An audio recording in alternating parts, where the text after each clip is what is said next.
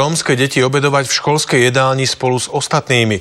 Reportáž o tom sme už vysielali a vyvolala veľkú diskusiu. Rodičom dotknutých detí sa to pochopiteľne nepáči. Rodičom ostatných detí sa zasa nepáči, že by sa takáto segregácia mala zrušiť. Podľa ministerstva školstva totiž riaditeľ školy porušil zákon.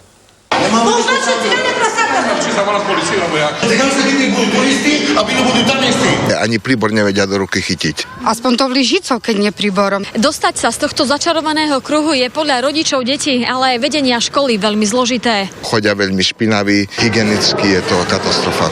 Na jednej strane tu totiž ide o porušenie školského zákona, ktorý jasne zakazuje všetky formy diskriminácie.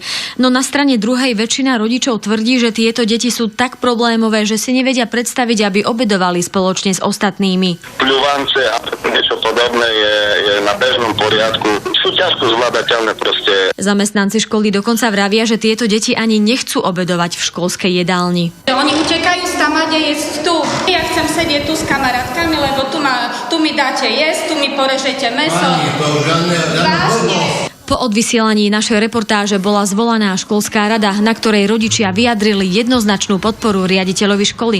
O prípadnom zrušení oddelenej jedálne nechcú ani počuť. Pokiaľ by došlo k zrušeniu tej malej jedálne pre tieto neprispôsobivé rómske deti, tak budú uvažovať, jak sa stiahnutia detí, že nebudú chodiť na obedy, po prípade aj zo školy. Deti zatiaľ obedujú oddelenie. Vedenie školy spolu s rodičmi hľadajú kompromis, s ktorým by boli spokojné obidve strany.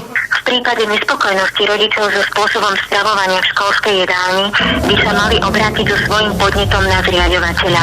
Mesto Medzilaborce ako zriaďovateľ základnej školy na ulici Komenského s danou problematikou je oboznámené. Momentálne toto riešime. Určite, že to nie je pekné. Dúfam, že sú spolu, už teraz nie sú. Z Medzilaboriec pre televíziu JOJ Katarína Kleknerová. Peniaze, to bol